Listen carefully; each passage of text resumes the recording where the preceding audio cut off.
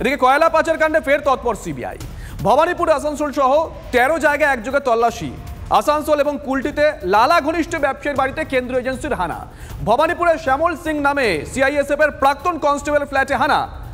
ভবানীপুরে স্নেহাশিস তালুকদারের বাড়িতেও হানা দেয় সিবিআই। দুর্গাপুরের ভিরিঙ্গি এলাকায় সৌরভ কুমার নামে এক ব্যক্তির বাড়িতে হানা দেন সিবিআইয়ের গোয়েন্দারা।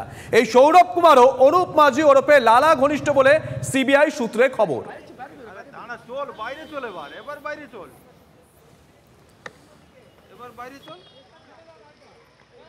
আমি এবারে বোন হয়। আচ্ছা, কি শুনেছেন এখানে? কারা এসেছে? কিছুই শুনি না, কিছুই জানি না আমরা। আপনি এখানে এসেছেন কিভাবে? আমি এখানে আসি, আমি থাকি, আমার বাড়ি এটা। বাড়িতে এরকম হয়েছে সেটা আমরা কি করে জানবো? সেটা ওদিকে ডাকুন, জিজ্ঞেস করুন আগে কখন ঢুকেছে, এসব কিছুই জানি না। আপনারা কথা বলেছেন? না, আমরা আবার কিছুই জানি না। আপনারা এসছে বলে আমরা জানি। আমরা ট্রান্সপোর্ট এটাই জানতাম। কি ব্যবসা করেন? ট্রান্সপোর্ট করে। ট্রান্সপোর্ট আপনি বলেছিল কবে থেকে ভাড়া আছে? সৌরভ আচার্য। সৌরভ আচার্য কত ফ্যামিলি ভাড়া থাকতো এখানে? হ্যাঁ, মা থাকে তো। ওর মা থাকে? কে কে থাকে এখানে ওনার পরিবারে?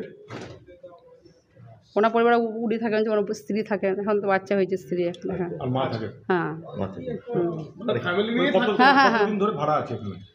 18 সাল থেকে বললাম তো। কিসের ব্যবসা করে বলে ভাড়া নিয়েছিল?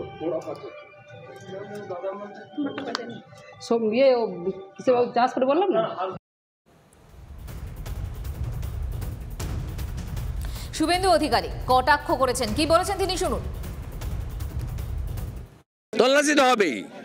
টাকা কোথায় লুকাবে? মাটির নিচে লুকালেও খুঁড়ে বের করবো।